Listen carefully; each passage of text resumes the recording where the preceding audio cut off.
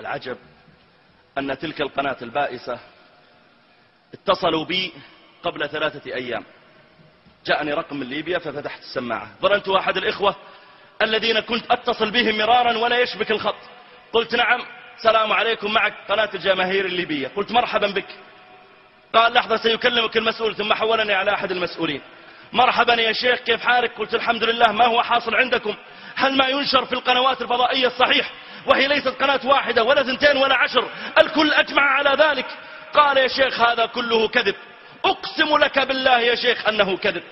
وتعالى الله عن يمينه وحلفه، يقول والله يا جماعة أقسم بالله العظيم يا شيخ أنه كذب، وأنه ما في إلا بعض المشاكل من بعض الشباب في بعض القرى، ونحن قد قضينا عليها وأعطيناهم بعض الحاجات وسكتوا الآن. قل طيب يا أخي، وما يقع الآن من صور نراها بأعيننا في القنوات الفضائية وفي الإنترنت؟ قال هذه كلها صور قديمة وهذه قنوات فضائية مغرضة.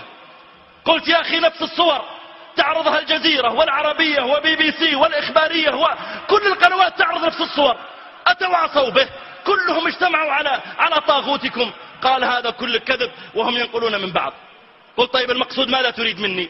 قال نريد منك مشاركة هاتفية، لأن الشعب الليبي يحبك ويتابعك والشباب يحبون العريفي، فنريد منك جزاك الله خير مشاركة هاتفية تقول لهم اهدأوا وهذا ولي أمركم، أطيعوا ولي أمركم. قلت له بئسا في قولك وتفا على وجهك، وأنا أشرف من أن أزكي ذلك الطاغية. وعجبت والله من جرأته. ثم اتصلت ببعض المشايخ وإذا هم قد اتصلوا بهم أيضا